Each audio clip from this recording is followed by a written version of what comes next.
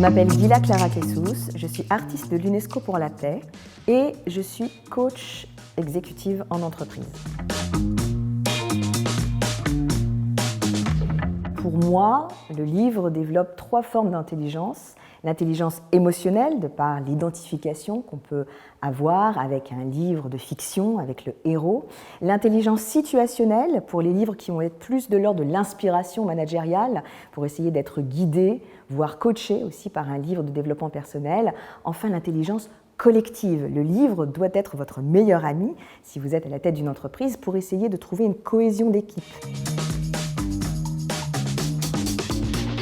Je vois 2 effets. D'abord, ce qu'on appelle la bibliothérapie, c'est-à-dire un mieux-être, une capacité à pouvoir souffler, à se déconnecter du stress de l'entreprise.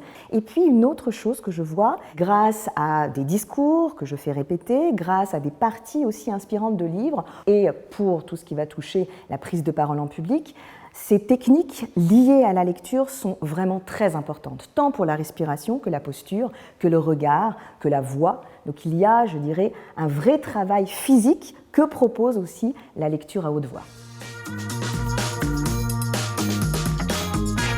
Un des livres que je recommande, c'est celui de Hubert Joly, L'entreprise, une affaire de cœur, qui va aider justement à mieux comprendre un management horizontal plutôt que vertical. Pour travailler aussi les tensions, le rapport au stress, je recommande William Ury, le livre Savoir dire non, comment refuser sans offenser. Enfin, un dernier livre que je conseille, c'est le livre du docteur Edith Perrault-Pierre, qui est un médecin militaire, qui a créé des techniques d'optimisation du potentiel. Des initiatives comme les clubs de lecture, où justement on peut venir pour donner son avis, ça peut aider d'ailleurs des personnes qui sont un peu plus réservées à s'exprimer, tant sur un livre qui a été choisi, sur une thématique qui a été choisie, voire sur une actualité livresque, elles seront très bienvenues.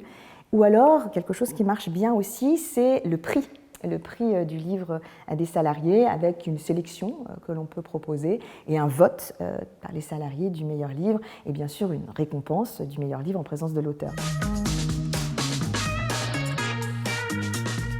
Pour conclure cette conversation, je voudrais donner un conseil aux dirigeants, c'est de ne pas avoir peur de perdre son temps en lisant. Il y a une très belle expression que de très grands dirigeants utilisent qui est « ralenti, je suis pressé ».